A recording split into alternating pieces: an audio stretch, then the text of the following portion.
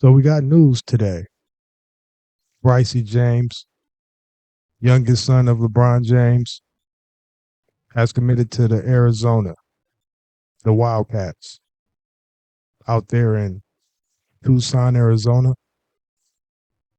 Bryce James will be with a contender team as of next college basketball season. But why Bryce James and Arizona chose each other, breaking down LeBron's son's anticipated college commitment. Now, Arizona made the first recruiting splash of the new year when Sierra's Canyon Bryce James, the son of NBA legend LeBron James, and younger brother of current Lakers rookie Bronny James, committed to the Wildcats on Wednesday. Unlike his father, who was the top high school basketball player of his generation before becoming an NBA icon, and his brother, who was a McDonald's All-Star American, Bryce hasn't been a highly touted or publicized recruit. Currently, James is ranked by 247 Sports as a three-star prospect and the number 47 shooting guard in the class of 2025. So why did Arizona welcome and want a commitment from James? Why are the reasonable expectations for him during his time in Tucson? Only Arizona head coach Tommy Lloyd and his staff can truly answer those questions. But from the outside looking in, James' recruitment makes sense on several levels. First and foremost, the NCAA's new scholarship limits will go into place during the 25-26 academic school year. This means that teams will be allowed to carry 15 scholarship players instead of 13. So if you are a head coach with two extra spots to play with and LeBron James' son is a viable option, why not roll the dice on him? The rebuttal to adding Bryce to a program's roster may be the pressure to play him early and often, similar to the way things played out for Bronny James at USC. That's not the situation at all. In fact, people need to throw away any preconceived notions they might have about Bryce based on Bronny, because this is an apples to orange situation.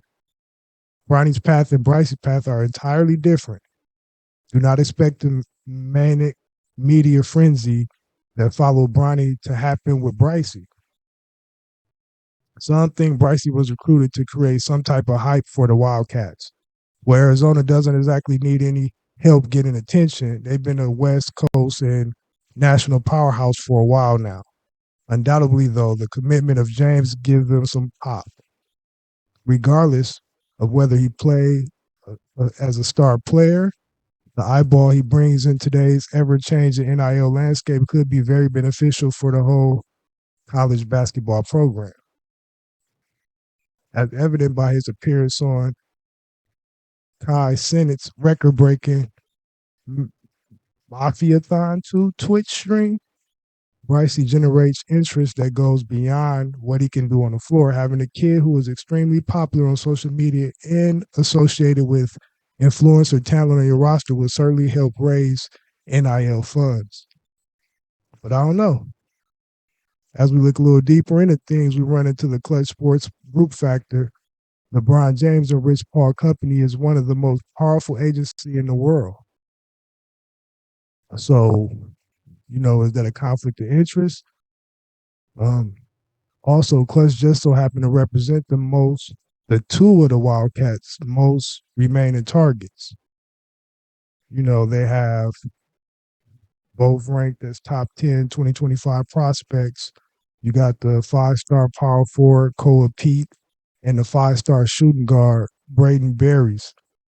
Landon Bryce doesn't hand deliver these talent recruits to the Wildcats, but it surely doesn't hurt their chances of getting these players.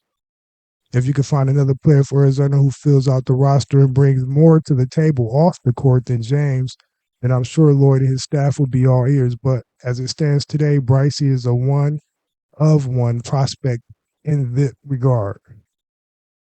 On the court, Bryce hasn't played in a star role for his high school or summer team. Last spring and summer in Nike's EYBL league, James was the fifth leading scorer on his Strive for Greatness team, averaging 6.6 points, 2.4 rebounds over the course of 20 play games. Although he didn't shoot a great percentage from deep, he does have a good looking shooting stroke. Also, he's a bouncy athlete who is a threat as a lob finisher. He appears to be a good locker room presence and a likable teammate. So there you go. The Wildcats gonna go with Bryce James. You know, they've been one of the best teams in the nation for the last couple of years. Tell me what you think. Do you think adding Bryce James get him more recognition and revenue to the program? And do you think that's helping college basketball? Or do you think it's hurting it? Do you think he's good enough to play for this school? Let me know your thoughts.